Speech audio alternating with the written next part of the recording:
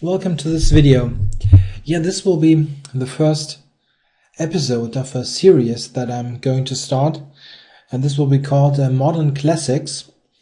The criteria for the series is that I show you games that have been played in the last, let's say, roughly 25 years, and it's supposed to be a selection of the most interesting, best, most instructive, whatever you want to call it, games of this time.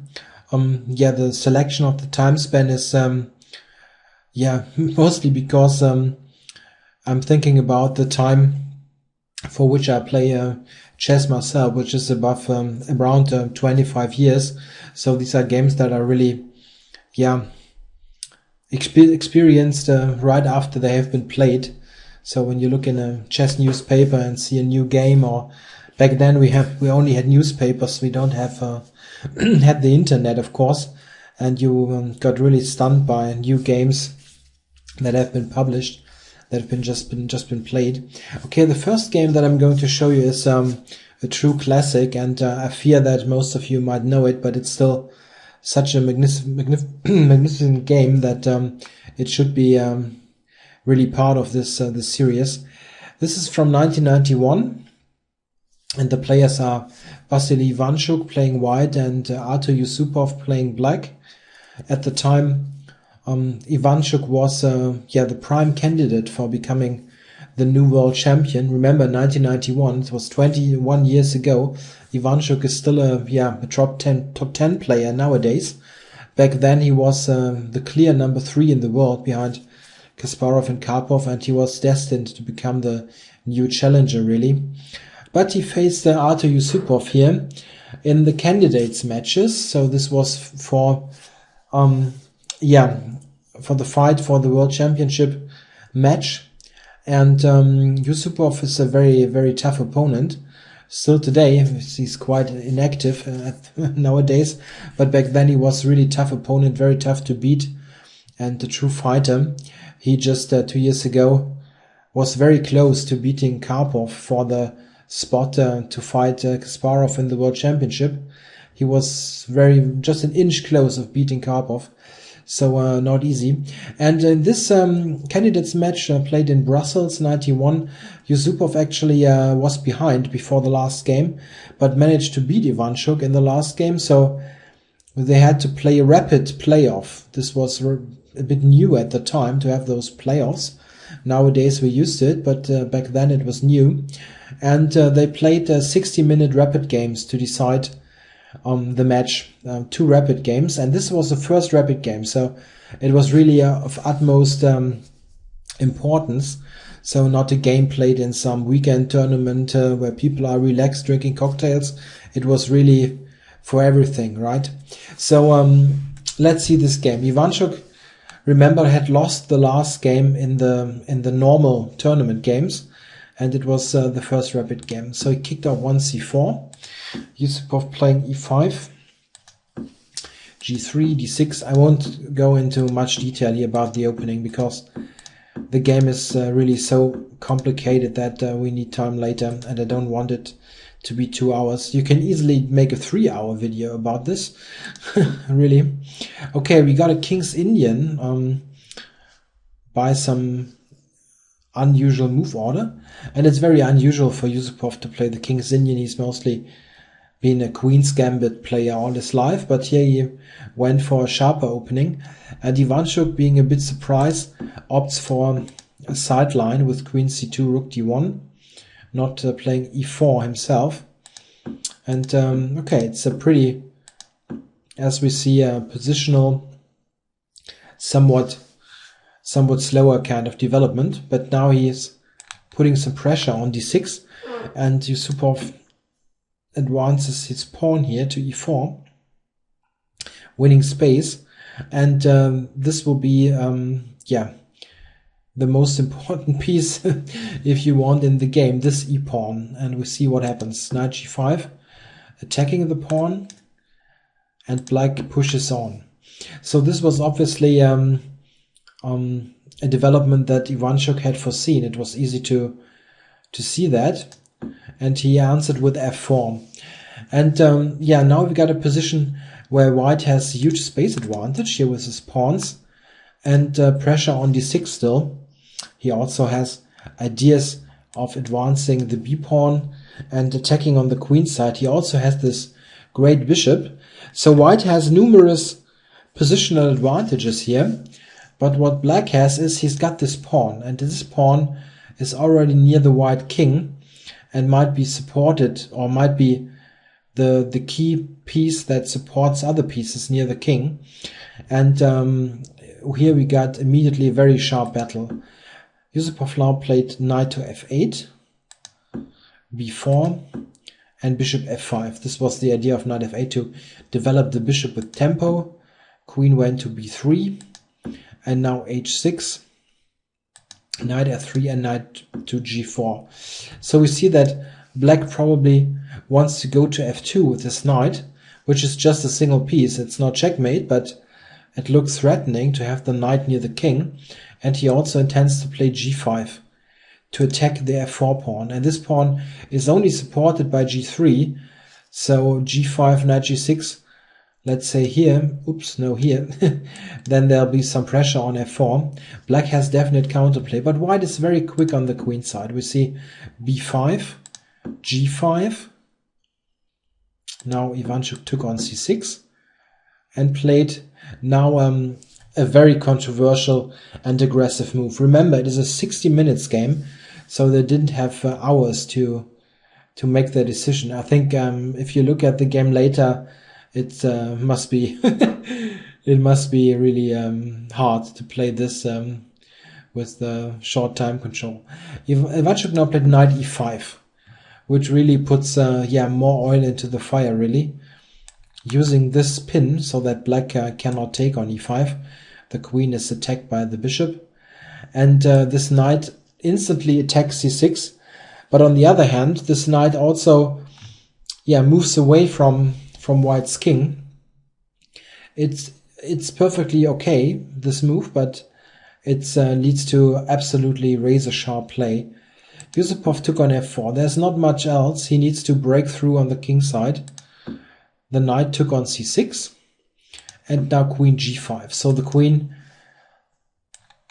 goes into attacking position, probably intending queen to h5, or using this opposition of the king and the queen on the g file. Yeah, here white took on d6, which looks really like a logical continuation. It also attacks the f4 pawn, and in a way this bishop also protects the king side. White had an alternative. He could also think about the very direct move h4 here, and this probably leads to very unclear consequences, at least if you have limited time to analyze. Queen h5, of course, still intending to take, and then white has two ideas. He can play bishop d6 again, or he could play knight to d5 with the intention of giving a check here with one of the knights, and then queen b5. We can see a sample line here. If black would take on g3, then white would give this check, king moves, and queen b5. This is the idea, to have this pin on the side from the side here on the 5th rank. But black can take. Queen takes f5, and then knight to g6. Black simply keeps attacking, and this line, funny enough, at the end is probably a draw. I could continue this. It's very, very complicated. Probably the simpler solution for black is to, in this position, queen h5, knight to d5, just to play knight g6. And it's really totally unclear. Black threats here, but white also has this various counterplays, bishop d6, knight to e7. It's, well, not at this point, but the ideas are there, and it's totally unclear. So h4 was a viable alternative, but I think mostly you have to decide on instinct. Of course, calculation is super important in this kind of positions, but sometimes you just need to make a move and hope that your instinct tells you the right thing. Okay, he took on d6. I think if I would have this position, I most probably would do this also, simply because of the additional defensive ideas of this bishop move. Okay, Yusupov played knight to g6, covering f4, and you see now there are lots of pieces attacking the king, and it's obviously dangerous, but white has completely cleared the queen side and would simply win if it weren't for checkmate. Knight g6 wasn't the only move, actually. Black also could have thought about taking, just sacrificing here, and this is quite interesting. If white would now take on h2, check. Queen takes g3, king h1, knight g6. We see that black has very strong attacking ideas, and you can continue this line. Queen b5 is a possibility, attacking the bishop, and also intending probably queen to d5 in order to protect here. One thing is black can simply draw here, so there are various draws possible in this knight takes h2 line. In fact, even here before knight g6, black of course can make a draw if he wants with the perpetual. So this taking on h2 directly allows a draw. Not sure what white would have done. The problem is you allow a draw with white, but still black has alternatives that give a strong attack. It's it's a very probable that he wouldn't have taken, but maybe go for a move like bishop takes f4, which looks also better from a defensive point of view, securing this pawn. But this is also completely unclear. Black might go here, intending to just drop back and then give the check. And this after knight d5 is a total mess again. Black might go here, and a sample line which illustrates the danger is this, for example. If white would give the check here, rook takes, this kind of line, very greedy, then this one would happen, threatening checkmate on f2, bishop here, bishop e4, and it's over. Black will mate white's king. White only has a spy check on d8, and black can cover this. If he takes now, we've got this checkmate, and yeah, queen h2, queen g2, which this checkmate is also threatened. Note that this pawn plays a super important role in all of this. It limits white's king. So this alternative, taking on h2, was certainly a good idea, but Yusupov really played the most sharp move possible. He just tried to strengthen his attack with knight g6. And now white played knight d5, going for a counter attack.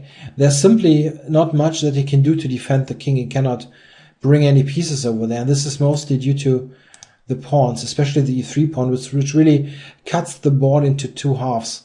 There's really the king side where black dominates, and the queen side where all white's pieces are, or the center. And this is really the remarkable thing about this position, that those pieces are placed so aggressively in the center, but they really have a tough time defending. So knight d5, as mentioned, was played, and here Yusupov played queen to h5. He also could have taken again on h2. It was still an interesting line. In fact, white only has one line to make a draw here. He can lose in various ways, though. The drawing line is a quite amazing move. Very hard to tell if he would have found it. For instance, what is losing is knight takes here. This actually loses, and I can show you how. The problem is that take here, knight to g6, discovered attack. Then black can play just this with the idea bishop e4, and this is in fact impossible to defend.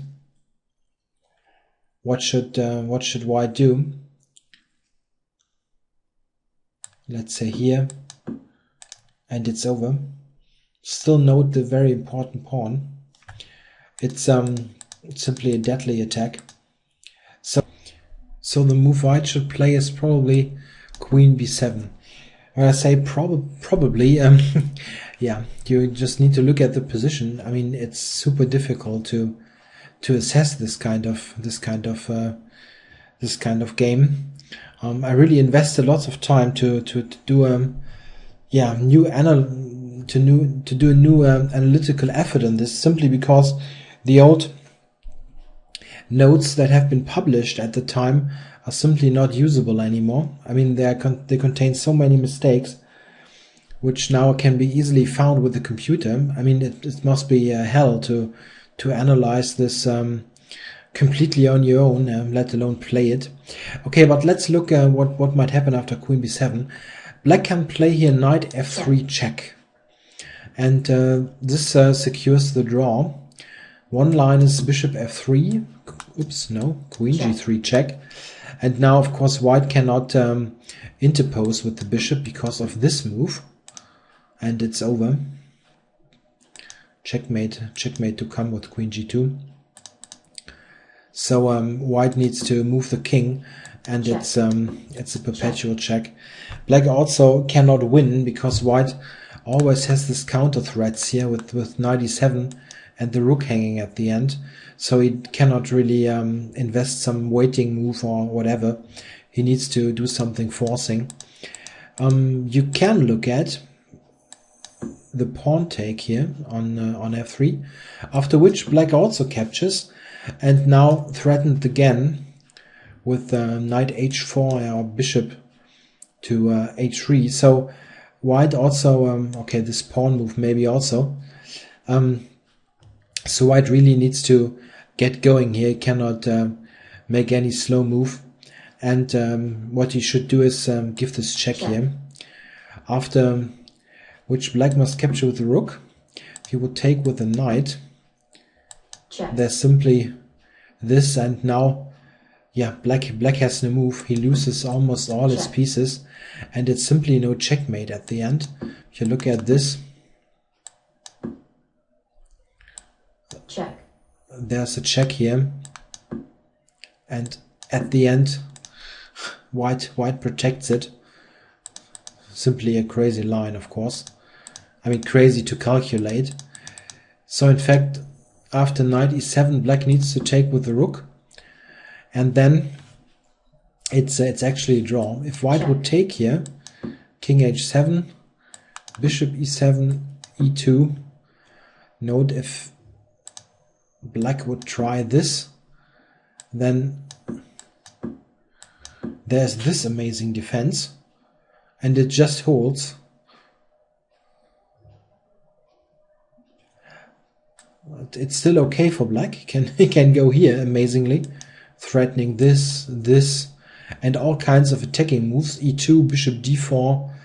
It's in fact still a draw. You can continue this if you like, but for the sake of length of the video, I don't continue. It's simply crazy complicated. So how did we get to this? This was the alternative to take on h2, which Yusupov didn't play.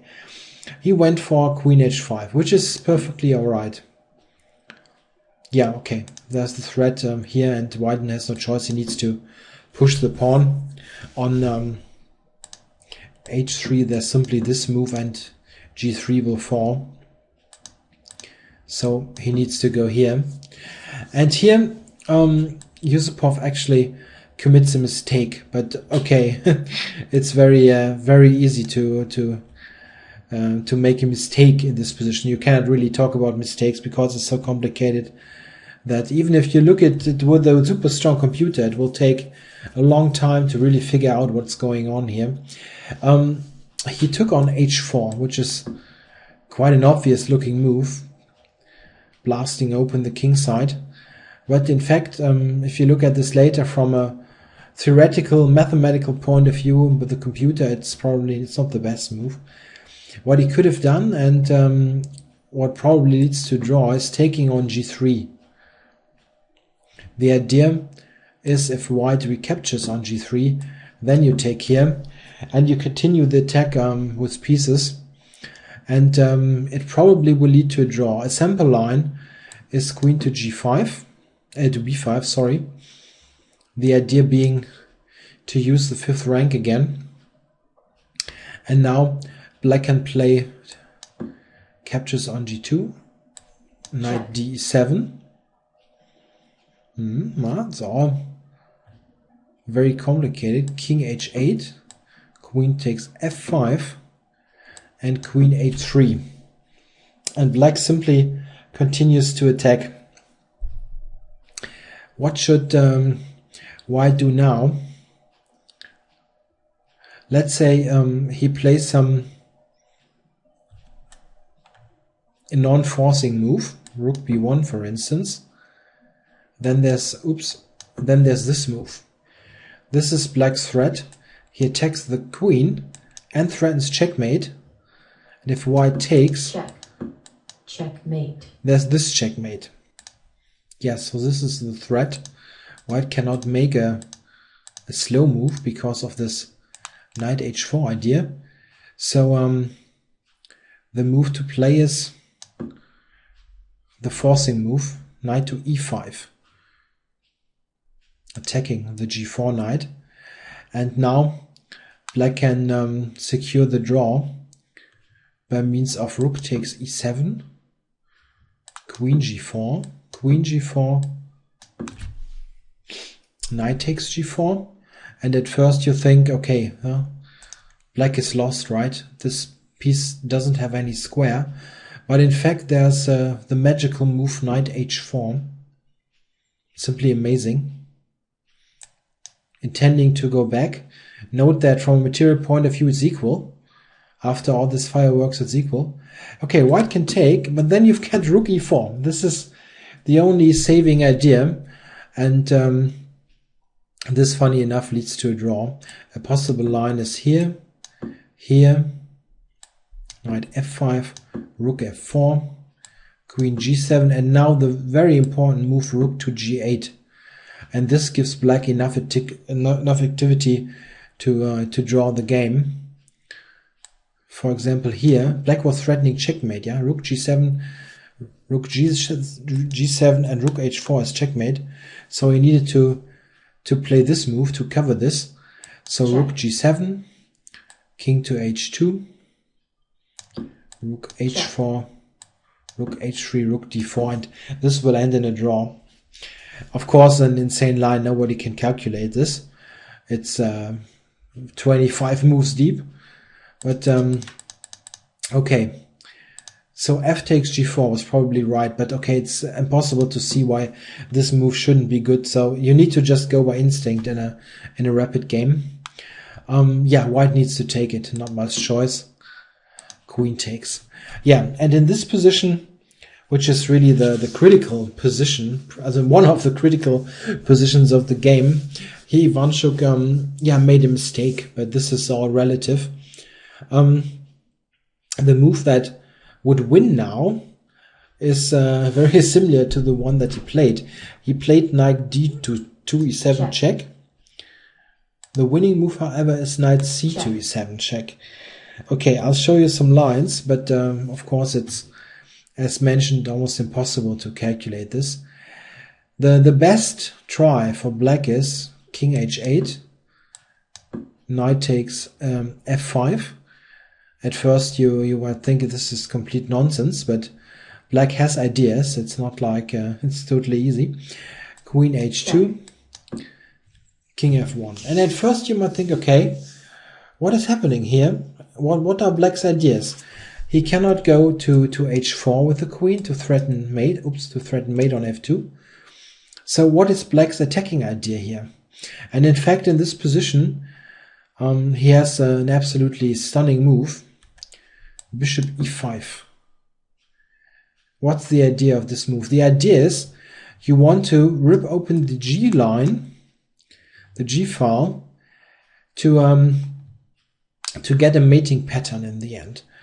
I can show you how. The idea is if white, for instance, takes here, this is just to show the idea. If black takes, oops, no, sorry, rook takes, of course. Rook takes, d takes e5, rook g8. And this is the idea that black has in this position. The idea is to sacrifice the queen on h1. So if white would make a nothing move, let me just show it, move like this, then there's this move. Queen sacrifice, check, king e1, and rook g1, checkmate. And this is the most important motive in this game. This checkmate. Black is trying to set up this checkmate with the rook here and the pawn. It's just the rook and the pawn against all white's pieces. And this is what black is trying to achieve with this bishop e5 move. He wants to clear the g-file for this idea. So bishop e5. What should white do? We can look at two moves. First, this bishop e5, which I already started to show. The problem is that in this position, where I just showed if what happens if white makes a nothing move, white in fact has still a defense. He needs to eliminate the e3 pawn, but this is not quite enough. If he takes here, in this line, there's still queen f4 check, and black still has a strong attack. Let's say here, here, and this in fact is enough to win the game. Rook g2 check, king e1, check again, and it gets very ugly now. Oops, I'm sorry, I'm confused. I need to check here first. This line, queen d4 check, and black is winning. If white would go here, then you have this king c. Oops, what's the thing doing? Queen king c2 now, and now of course it's simply queen to b2 checkmate. Checkmate. Yeah, very neat. So returning to the position, taking on e3 is not enough, but white in fact has an amazing move to save himself with knight g7. The idea is, and this is totally amazing, if black takes now, it's a check on b8, king here, check on b1, and now queen here. And this in fact leads to a draw at the end. If you look at this, black now can fight on. I mean, okay, this is a winning try. Black can of course just drop back. This is the draw after white gives this check, but black cannot play for win with this because of queen e4. Yeah, it's so complicated. I'm confusing myself here. So let's return to this amazing bishop e5 resource.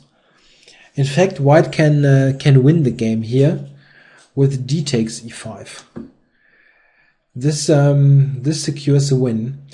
The point is, if now rook g8, then white actually can do this counter sacrifice and will save himself. The idea, and this is impossible to spot simply, is after taking here, white has to move e6, attacking the queen. And also, and this is the main issue, it prevents this mating pattern because you can simply capture the queen. Otherwise, this would still have won. So this e6 resource is the key resource here. Of course, no human can spot this. It's simply impossible. and it even wasn't spotted in analysis after the game. It's only when I looked at it now, with a strong engine, you can find those resources. It's impossible for a human to do.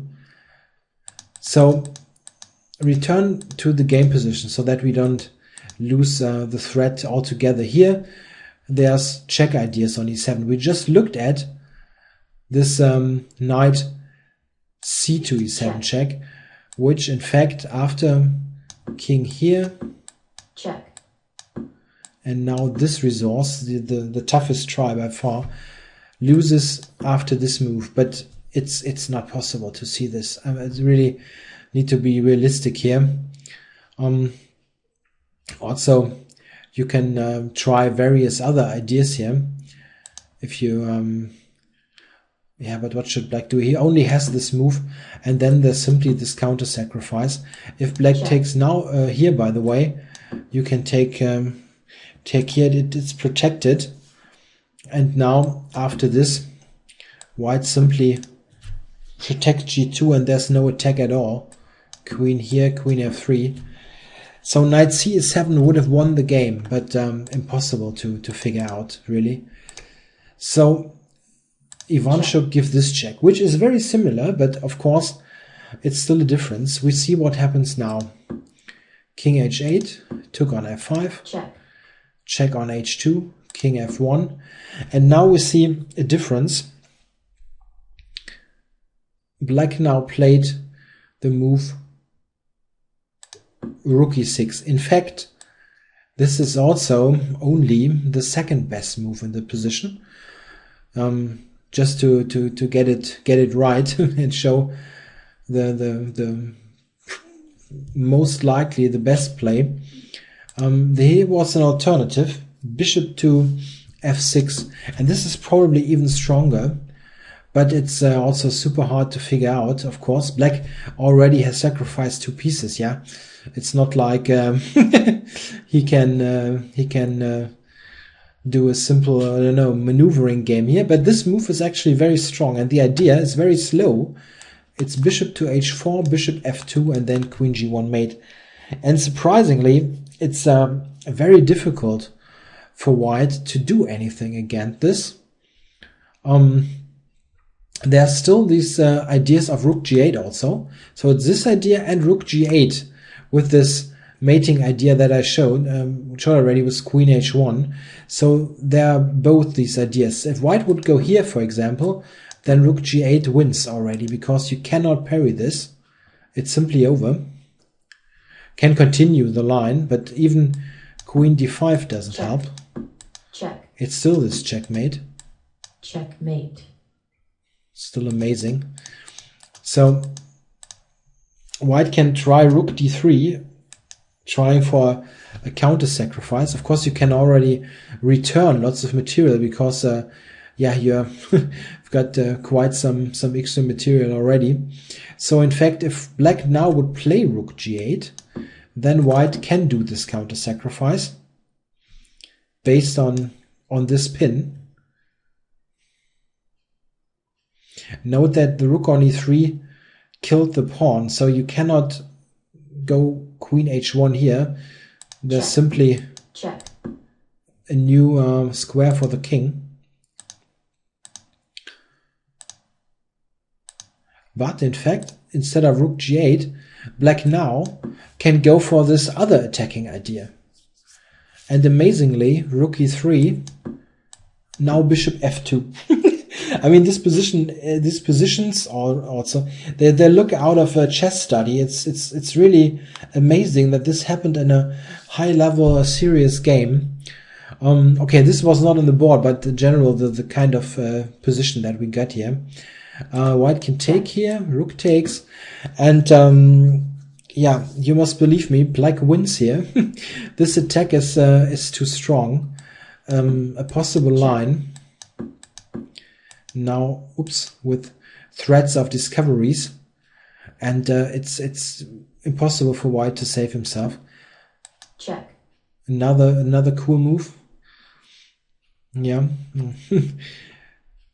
Bishop e1 check, amazing. If white would take now, then black takes here, and this mate mechanism wins. Queen f2 and e2 and e2 check. So white needs to step up here, and then you really got got lots of checks going. The next hammer blow, and if knight takes, check. Knight takes, you must go here, and then we have a mate coming up. Queen e2, queen d3, check. and it's mate soon. Where is the mate? Didn't analyze this really. Check. Queen c2 check, right? Ah yeah, this is the mate. So king a3, knight c4. Yeah, nice king hunt. So let's return. Where were we even? Yeah, this was the game. This was the game position, and where I just showed that bishop f6 would have been strong. Yusupov played another move, a very understandable move. I mean, it's not like I'm criticizing here. I just want to show the alternatives because there are so many great lines in them. So rook e6 he played, and this idea is quite similar to the one we saw already. He wants to go rook g6 and then set up this mating mechanism. And here white could draw. This is why bishop f6 was stronger. Bishop f6 was winning for black, but now white actually has a drawing chance. But this is insane, simply insane to see. He played queen b7, and this move loses because of one of the most amazing tactical sequences that I ever saw. But what would have drawn here is rook d3. And the idea is, if black now goes rook g6, then you have this rook e3 idea. And this is what saves white. In fact, there's a ton of alternatives, but this in fact is enough to save the day, using the pin. And with also this point, now the queen is attacked, and a possible continuation would be, of course, black needs to move the queen here, and then this, and white is perfectly okay, but even this is hard to see. From a material point of view is okay, and there's no huge attack anymore. The queen can help, and white still has this very strong pawns and centralized pieces. Knight f7 also threatens. So rook d3 has this idea to save. In fact, this even would win, so rook g6 isn't even the best move. What black can do is he can take here and secure a draw, because now he's threatening checkmate, and white only can go here, and then it's a perpetual. Yeah, impossible. The thing is, I think Ivanchuk, he played queen b7 and simply thought he would win this game. But what happens now is simply astonishing. Now Yusupov played the absolute hammer blow, rook g6. I mean, you most probably, after I've shown the idea of the checkmate, you probably suspected this this queen h1 idea. But well, there's a rook en prise, and white took it. Oops, not this one. Of course, he took the rook. Check. With check even, and king here. And even here, you would think, all right, yeah, there's not much going on. White is so much material up. I mean, he's got all his pieces left, yeah? Black has sacrificed a rook and 2 pieces. So Ivanchuk probably saw this,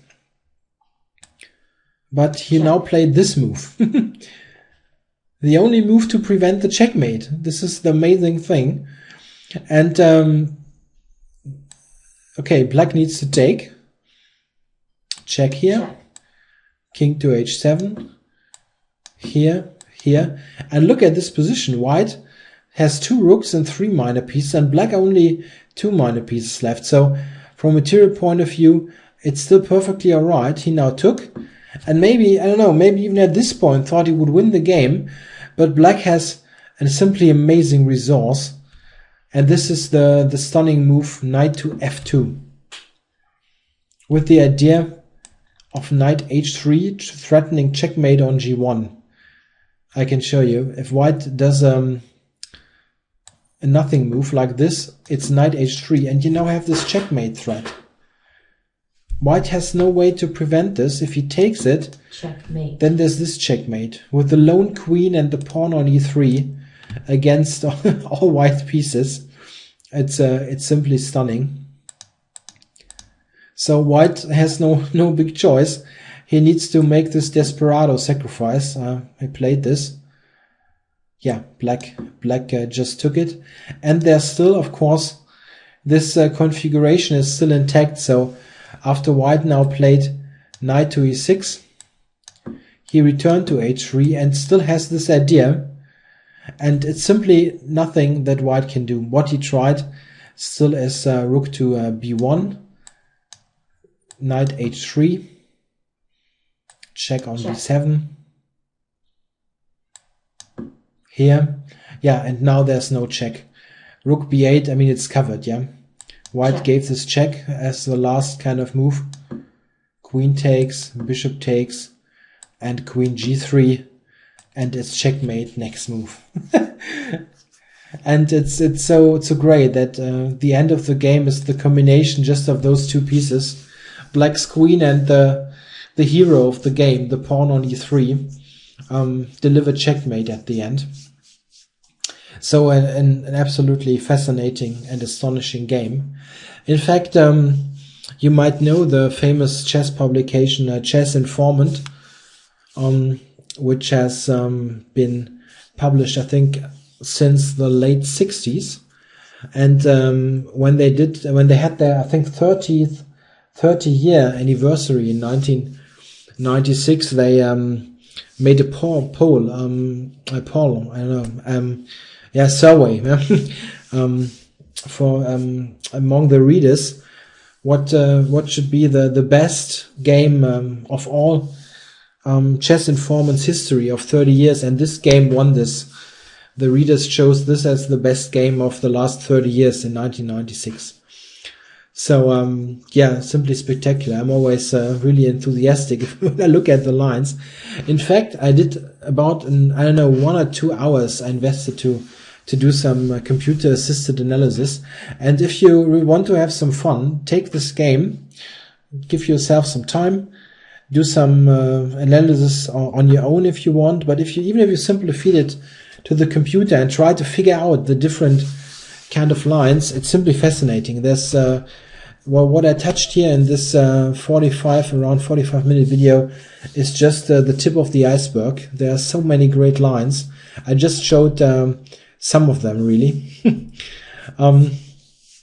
Okay, I hope you enjoyed it. This series will continue with other classics, also with games that are might outstanding but not so well known. I realize that this game is known to many people, but I will also show some that I really enjoyed and that are not so well known.